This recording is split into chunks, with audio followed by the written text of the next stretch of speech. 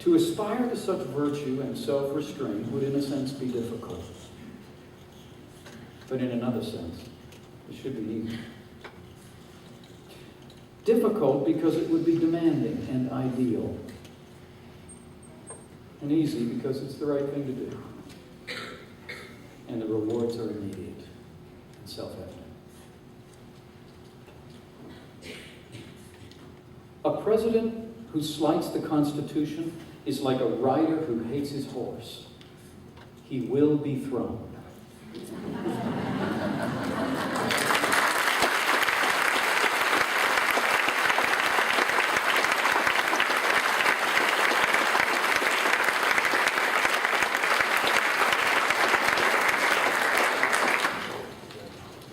And the nation along with it.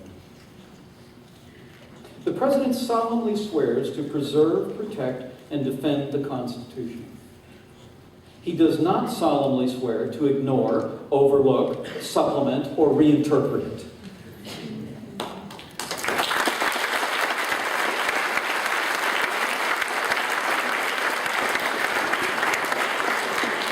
Other than in a crisis of morality, decency, or existence, like the Civil War. If the president should want to hurry along the Constitution to fit his own notions or designs, he should do so by amendment rather than adjustment. For if he joins the powers of his office to his own willful interpretation, he steps away from a government of laws and toward a government of men.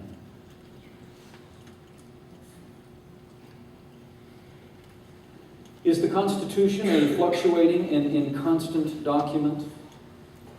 A collection of suggestions, the purpose of which is to stimulate debate in a future to which the founders were necessarily blind? Progressives tell us that even the framers themselves could not reach agreement in its regard. But they did. They did agree upon it. And they wrote it down. And they signed it. And they lived by it. Its words are unchanging and unchangeable except as planned by careful amendment. There is no instruction to the president to override the law and, like Justice Marshall, to let it catch up to his superior conception. Why is this good? Well, it's good because the sun will burn out, the Ohio River will flow backwards, and a cow will jump over the moon 10,000 times before any modern president's conception is superior to that of the founders of this nation.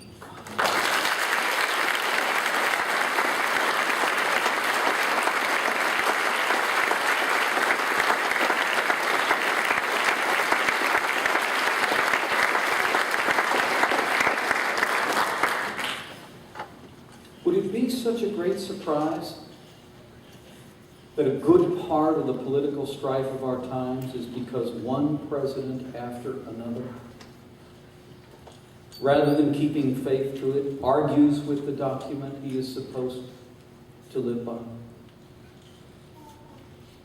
This discontent will only be calmed by returning the presidency to the great first principles.